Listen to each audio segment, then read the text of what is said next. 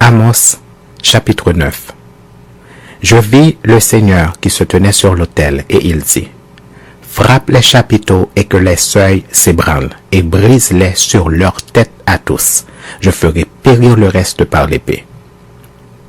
Aucun d'eux ne pourra se sauver en fuyant, aucun d'eux n'échappera.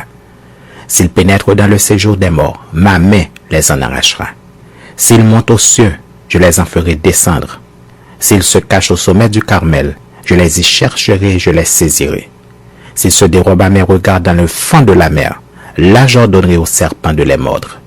S'ils vont en captivité devant leurs ennemis, là j'ordonnerai à l'épée de les faire périr.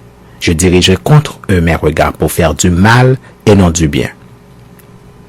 Le Seigneur, l'Éternel des armées, touche la terre et elle tremble, et tous ses habitants sont dans le deuil. Elle monte tout entière comme le fleuve, et elle s'affaisse comme le fleuve d'Égypte.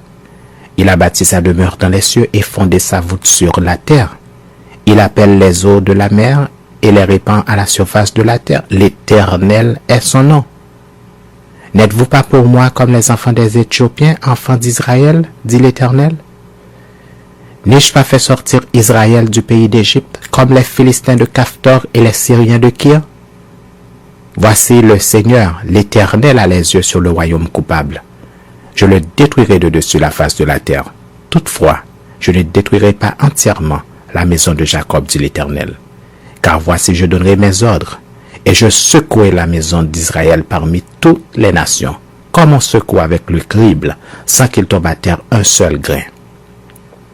Tous les pécheurs de mon peuple mourront par l'épée, ceux qui disent, le malheur n'approchera pas, ne nous atteindra pas.